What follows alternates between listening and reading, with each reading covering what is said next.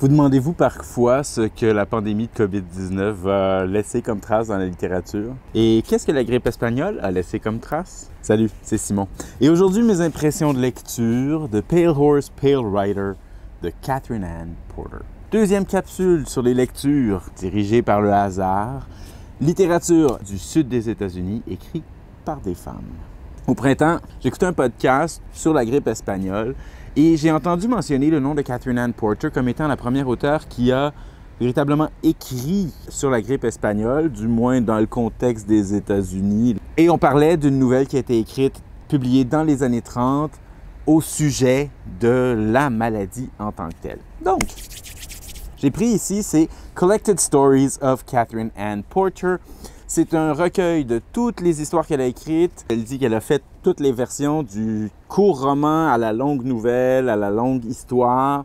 Et ce recueil de Collected Stories, publié en 1965, s'est remporté the Pulitzer Prize for Fiction et le National Book Awards, presque exactement 20 ans avant The Color Purple. Katherine Anne Porter, qui est-elle? Alors, née sous le nom de Callie Russell Porter, elle est née au Texas en 1890.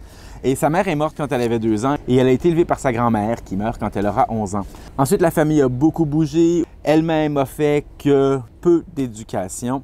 À 16 ans, elle quitte la famille, elle se marie, mais elle se fait battre par son mari. Et c'est lors de son divorce, quelques années plus tard, qu'elle prendra le nom de Katherine Anne Porter. Elle travaille d'abord comme figurante au cinéma. Le cinéma est tout nouveau à cette époque. Et comme journaliste. En 1919, elle est atteinte de la grippe espagnole. Elle passera plusieurs mois malade. Elle sera marquée quand même par ce long épisode. Elle a vécu à New York, elle a été écrivaine fantôme. Elle a vécu un certain temps au Mexique. Elle fréquentait les révolutionnaires, elle a fréquenté Diego Rivera. Pendant la première moitié du 20e siècle, elle publiera régulièrement des nouvelles, des courtes histoires et des recueils. Et elle a généralement une bonne réception critique, mais pas nécessairement des grosses ventes. Dans les années 50, elle enseignera la littérature à l'université. Il paraît que sa manière crue faisait que les étudiants l'aimaient beaucoup.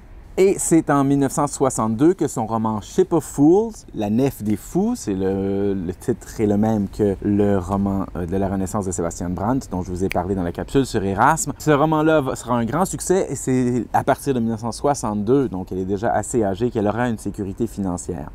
Ce roman a été adapté au cinéma et c'est le dernier film de Vivien Leigh. En 1965, donc, elle fait cette publication des Collected Stories. Il y en a quelques-unes là-dedans qui sont nouvelles. Et en faisant la recherche, j'ai découvert qu'en 1975, donc 5 ans avant sa mort, elle a publié un essai sur le cas de Sacco et Vanzetti, les deux anarchistes états-uniens d'origine italienne qui ont eu un long procès, qui ont été exécutés. Et ça m'intéresse pas mal. J'ai pas tout lu ça ici, je me suis concentré sur le recueil de nouvelles qui s'intitule Pale Horse, Pale Rider, un recueil de 3 nouvelles, dont la 3e nouvelle, éponyme, Pale Horse, Pale Rider, est celle qui porte sur la grippe espagnole. En passant, le recueil Pale Horse, Pale Rider a été publié en français en 1990 aux éditions Julliard et a été traduit par Marcel Sibon. Le premier court roman s'appelle Old Mortality et il m'a presque un peu surpris. Le texte est en 3 sections et c'est ni plus ni moins passé, présent, futur. On suit 2 jeunes filles, Miranda et Maria. On est dans un milieu petit bourgeois, dans le sud encore, probablement au Texas, Louisiane. Les 2 jeunes filles sont baignées par les histoires que la famille raconte. Il y a des grands portraits dans les salles et on raconte toujours l'histoire de Tante Amy, qui était donc belle et qui est morte de manière presque romantique, romanesque, quelques semaines après son mariage avec Uncle Gabriel, qui était amoureux fou d'elle. Il y a une espèce de mystère romantique autour de ces 2 personnages-là.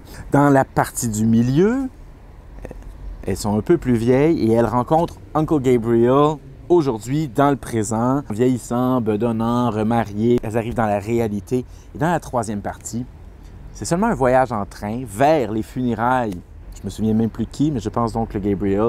Et Miranda, il rencontre là la cousine Eve, quel nom symbolique d'ailleurs, qui est restée célibataire toute sa vie et qu'on a vu dans les 2 premières parties, mais qui est une suffragette, qui est une féministe, qui se bat.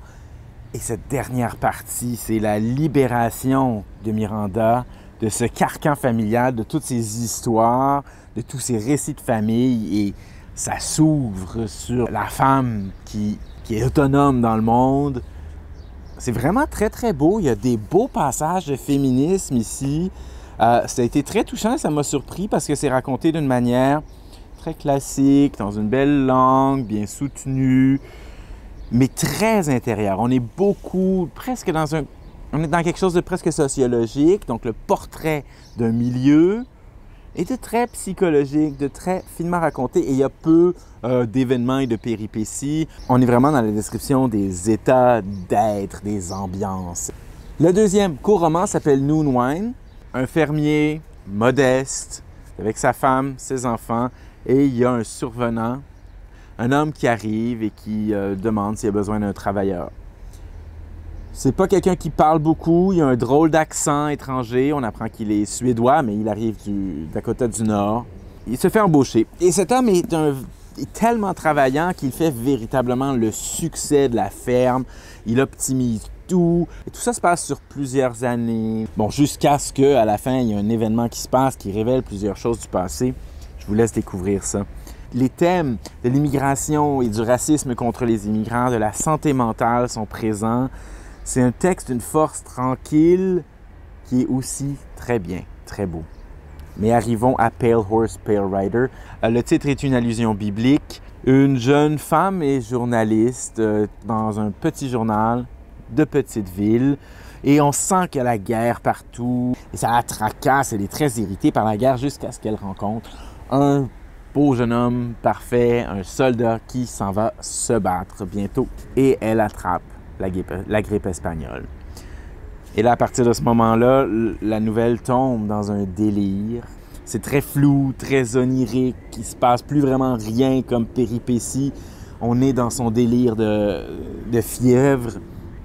La grippe espagnole dans cette nouvelle n'est pas présentée d'une manière sociale, les effets, le nombre de malades, mais bien d'une manière complètement intérieure et hermétique. On est avec l'héroïne. Ce qui est présenté de manière plus sociale, c'est la Première Guerre mondiale. On voit les tensions dans la société pour le financement de cette guerre-là. La grippe espagnole, cette grande pandémie, est étroitement liée à la Première Guerre mondiale. J'ai trouvé ces trois nouvelles-là faisaient un ensemble un peu étrange. On est dans trois milieux différents, des types de personnages différents. L'unité du recueil est sans doute dans le style de l'autrice, que j'ai pas tant de facilité à décrire, donc un anglais très propre, très classique, très beau.